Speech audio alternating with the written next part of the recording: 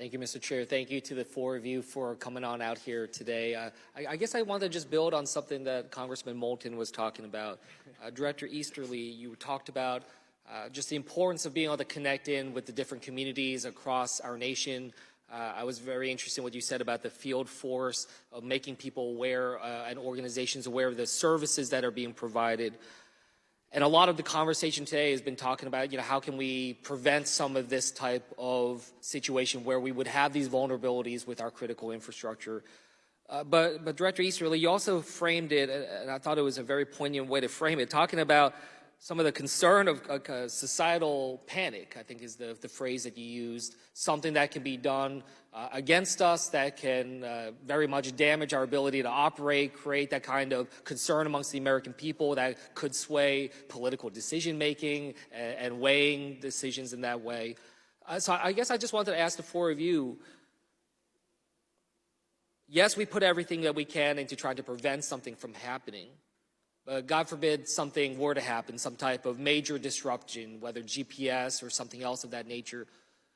What kind of active planning are we doing in a whole of government way? Are the four of you brought into that type of coordinated effort for that kind of 0 hour, day after type of planning? I just want to have some sort of assurance or some sort of understanding of what kind of work you all are doing in that responsive way, not the preventative way, to tackle this issue and prevent that type of societal panic that you all were worrying us about.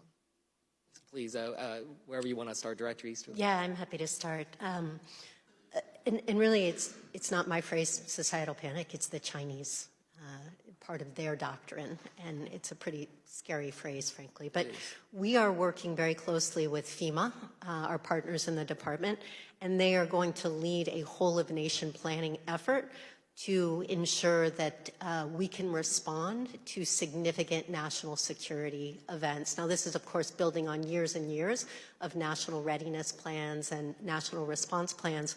With respect to cyber in particular, we were asked by the National Cyber Director as part of the National Cybersecurity Strategy to update the National Cyber Incident Response Plan, so dealing with massive attacks across the country. And we're working on that very closely with our government partners as well as with our industry partners because, as you've heard, industry plays a critical role in this because they oftentimes have the best information on what's happening in private critical infrastructure. So that connectivity will be incredibly important for us to catalyze an effective response if there is a major attack on our nation. Okay. Mr. Coker, I just want to turn to you.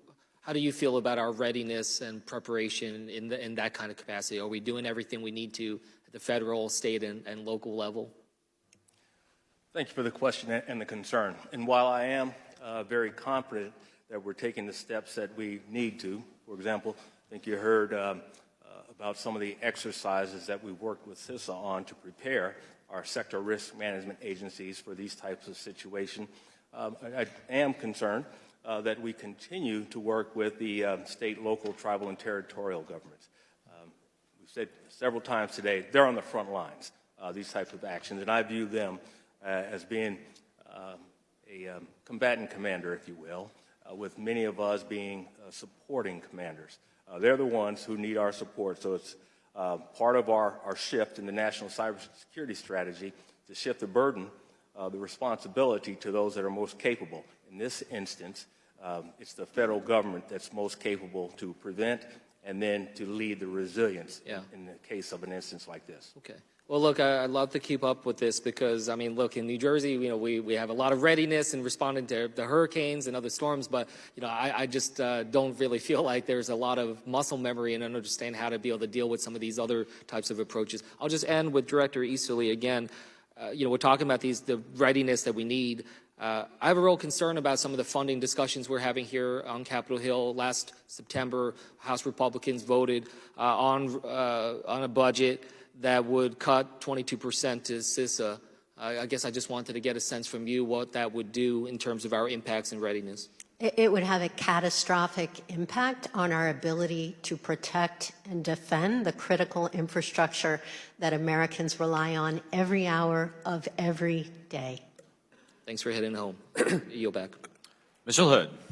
Thank you, Mr. Chairman. I want to thank all of our witnesses today for your valuable testimony and the work you do to help protect Americans on a daily basis. In particular, General Nakasone, I want to wish you continued success in a well-deserved retirement. I want to focus my remarks initially on the importance of reauthorizing Section 702 of FISA, the Foreign Intelligence Surveillance Act. And as we know, Section 702 of FISA is set to expire here in Congress if we fail to reauthorize that program on April 19th of this year. And I would argue it's of existential importance to this country from a national security standpoint. And 702 is a crucial tool for providing the U.S. with the ability to target foreign people overseas to gather information that allows us to protect our citizens both abroad and here at home. And when we think about today's topic, the CCP cyber threat to the American homeland and national security, I want to direct my questions to Director Wray and General Nakasone. Can you talk or explain on how the information derived from Section 702, as we specifically focus on our topic today, aids in protecting our troops from China's malign activities in the Pacific and the U.S. effort to counter China's cyber espionage here on U.S. soil and our efforts to prevent transnational repression?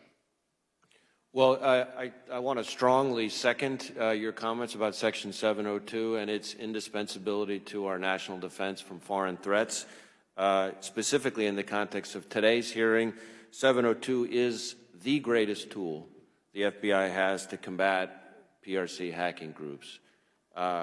Just to give a concrete example, just last year, thanks to FBI FISA 702 information, we were able to identify PRC state-sponsored cyber actors taking initial steps to access a particular U.S. transportation hub.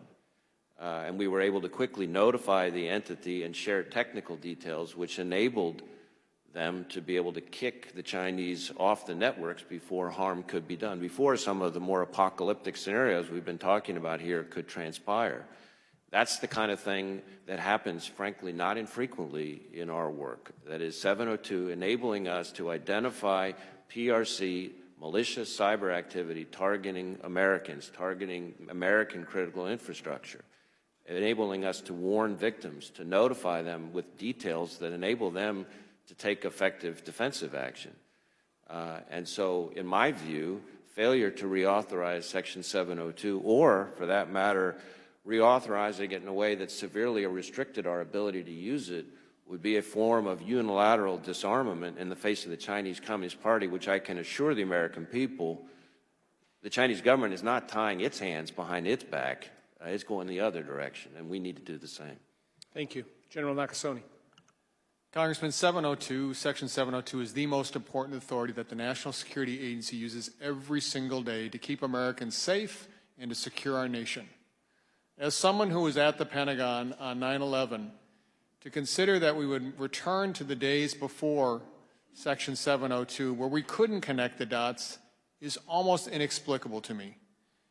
The other piece that I would add to your question is 702 is so agile that it provides us an ability to see the Chinese precursor chemicals that are being used to feed fentanyl, which is the scourge of our nation. 100,000 Americans lost their lives in 2022. 702 allows us to identify those precursors that saves lives. The final point that I would offer is that of the surveillance authorities that are out there today, the most transparent, the most effective, the most important authority is 702. It balances civil liberties and privacy and the requirements of our national security. Thank you. I yield back. Thank you. I thank the gentleman for his incredible work on that issue as well. Mr. Torres. Thank you. General Nakasone, the United States is a cyber superpower. Do you consider China a comparable cyber superpower? Congressman, I consider China a near-peer adversary, yes. And what is the likelihood of China outcompeting the United States in cyberspace? Given the attention that we're putting on this today, the realization that our nation must change, the strategic environment that it must change, our national defense strategy, our national security strategy, I think we will maintain that superiority. a reassuring answer. During World War II, the United States was concerned that Nazi Germany would be the first to develop an atomic bomb. Today, we're concerned that China could be the first to develop a quantum computer capable of breaking modern encryption. Director Easterly, who's winning the quantum computing arms race? I would probably ask General Nakasone to weigh in on that specifically.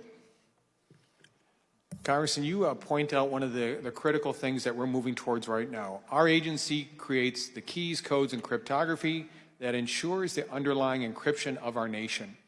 We are developing those keys, codes, and cryptography in partnership with NIST to ensure that our nation is safe from a quantum computer, which you just described.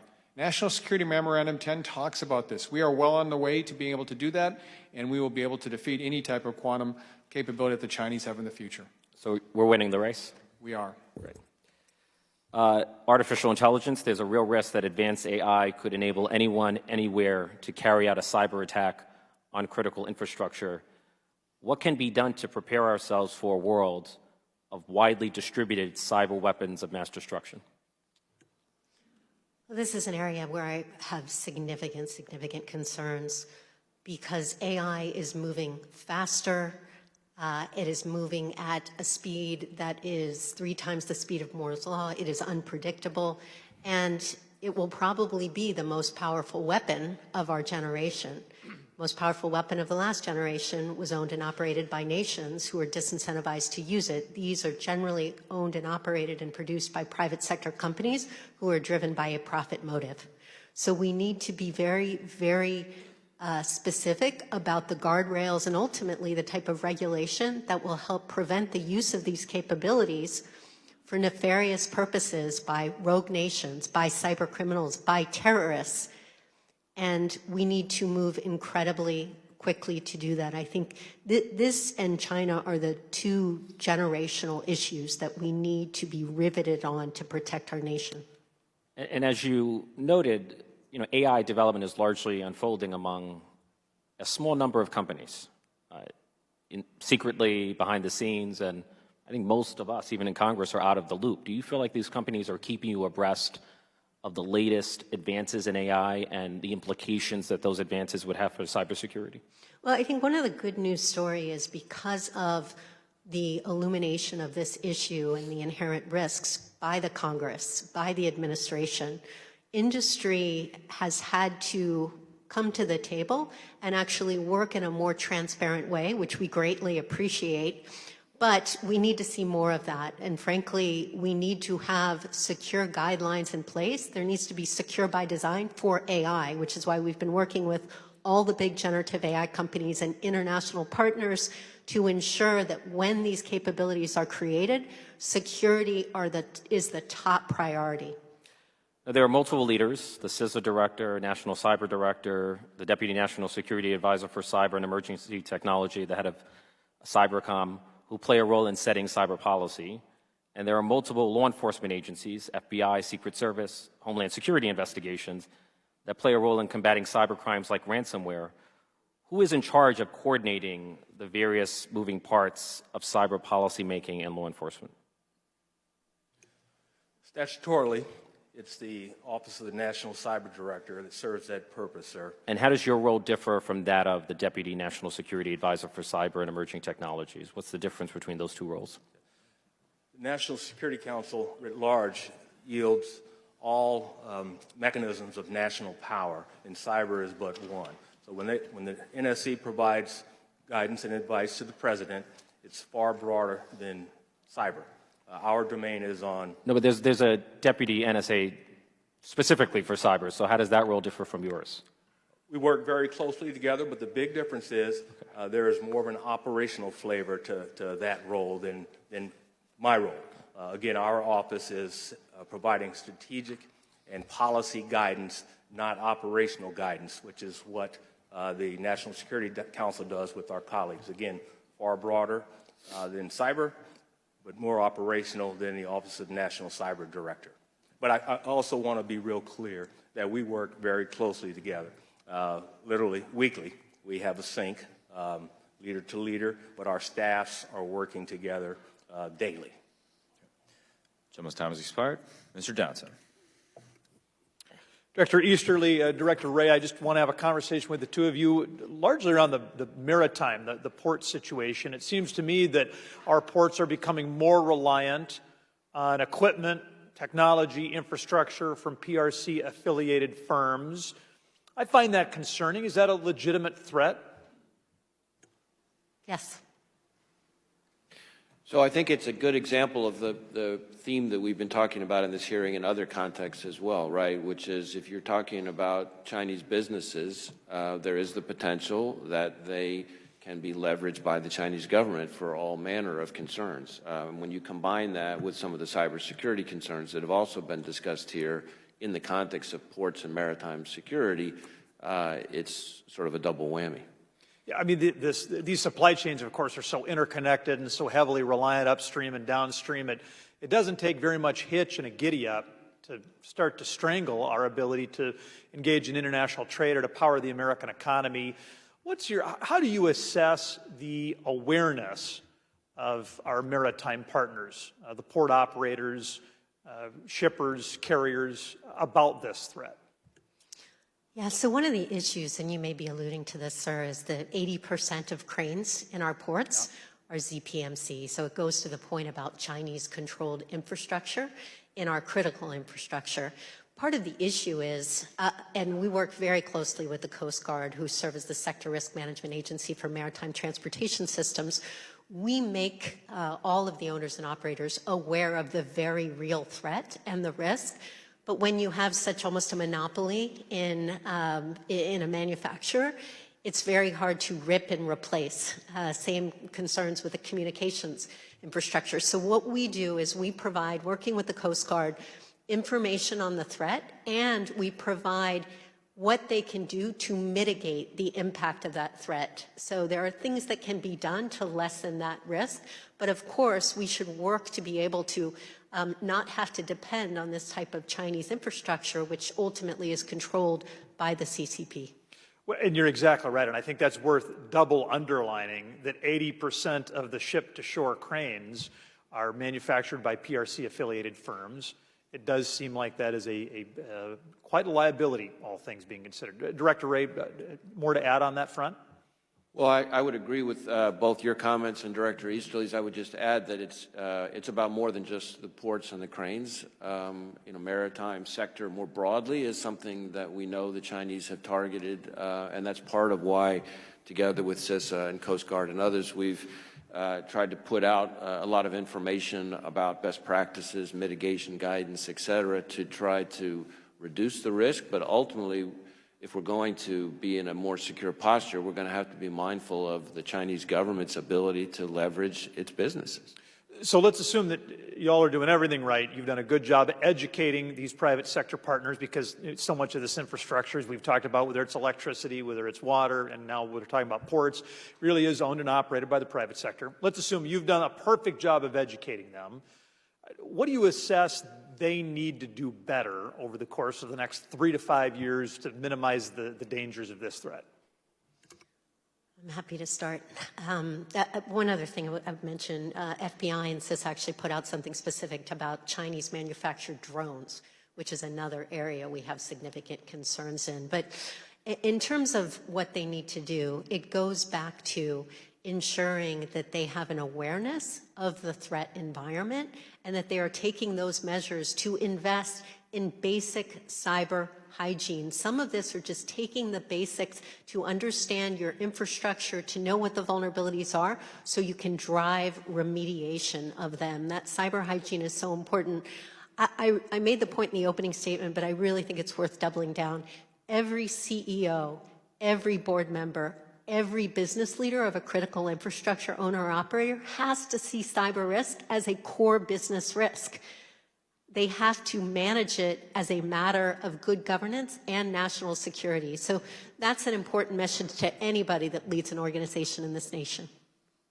I would just add to those very good points that much as Director Easterly referred to in her opening statement, same thing in the context of ports and maritime security more broadly, we need victims to reach out to us immediately, because the victim who reaches access to immediately is the one who's going to supply the information that will enable us not just to be able to share information with them to better mitigate and prevent their attack from becoming worse, but more importantly, in many ways, prevent the attack from metastasizing to other sectors and other businesses. So the first victim that gets contacted, that victim's information is the one that helps us protect all the other organizations and victims that are potentially out there. And so we see all the time, when it's done right, businesses reaching out to their local FBI field office. We're able to be there often within an hour or just a little bit more, sharing technical indicators that they wouldn't have had.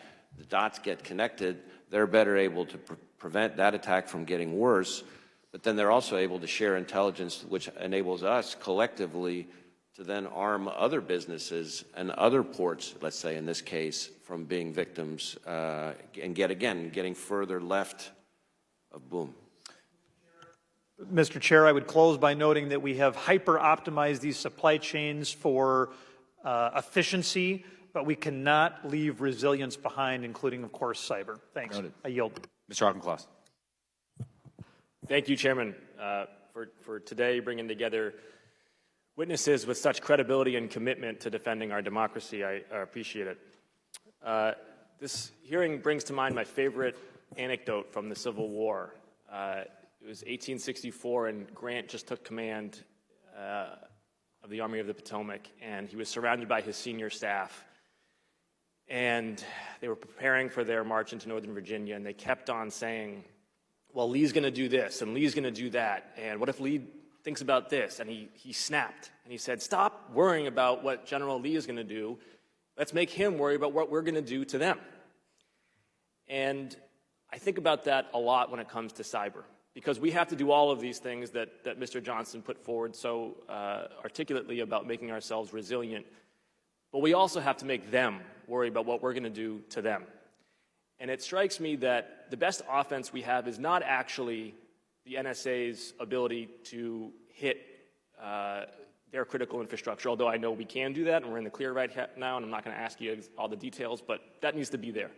But actually, the best offense that we have is to turn their domestic populations on those regimes, to allow their own people to debate, to deliberate, to ask themselves whether they like 3-year COVID lockdowns, to whether they like invading another sovereign nation. And Starlink, in the last several years, has proven that it can open up those channels of civic discourse that are so corrosive to authoritarian regimes. This question is for any of you who want to tackle it, but what can we in the U.S. government do to, one, turbocharge our ability to turn on their civic discourse, whether with Starlink or other means, and to, two, to make sure that that decision is U.S. government's decision, not Elon Musk's decision? I'd like to start, Congressman. I think the key piece that you just talked about is what we've all realized, which is the what we do hasn't changed a lot. The National Security Agency, we do signals intelligence, we do cybersecurity. At U.S. Cyber Command, we do cyberspace operations. It's the how. The how is changing so rapidly.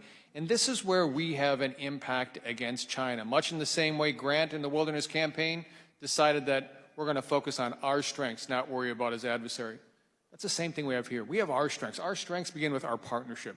Our strengths begin with the fact that we are able to talk with our private sector and be able to understand broadly what is going on. The fact that we are now publishing these type of insights in an unclassified manner, hanging them on our websites, must and will. But do we have a concern the plan, Chinese. General? Do we have, and maybe this is for Mr. Coker or Ms. Easterly, but do we have a plan for internet freedom in Iran, in Russia, in China, so that their populations can engage? The Ayatollah is 84 years old. He's got advanced prostate cancer. There's going to be a succession soon. Are we ensuring that the Iranian people have as much of a voice as possible in making their discontent known as that succession planning is happening? Same thing, of course, in China. That's what really keeps Xi Jinping up at night, I believe, is not actually U.S. politics. It's latent Chinese politics.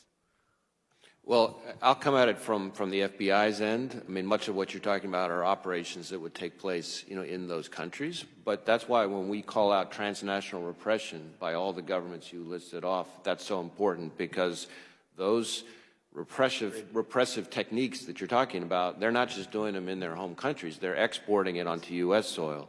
And their victims, their intended victims, are primarily the diaspora of those countries, dissidents and critics here who have the audacity, in their view, to criticize those regimes, the Chinese, the Iranians, the Russians, et cetera. And so when we take action through exercise of the rule of law here to protect those victims and call out that behavior, those families are in contact with their family members back in those countries, which helps create the dynamic you're talking about. I agree with you, and we've had excellent hearings on transnational repression, and I understand the feedback loops.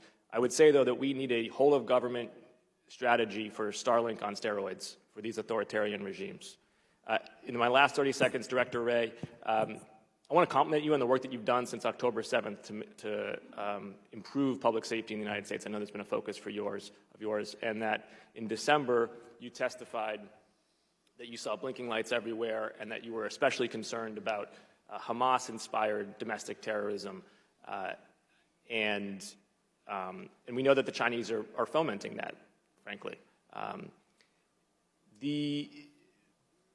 Regrettably, the Boston City Council in my home state rejected $13 million of federal terrorism funds that would help in part with cybersecurity, but also terrorism preparation operations. What would be your message for municipalities and localities about the importance of regional preparation to defend against terrorism, both cybersecurity as well as kinetic? We are, since October 7th, in a heightened threat environment from various forms of terrorist risk.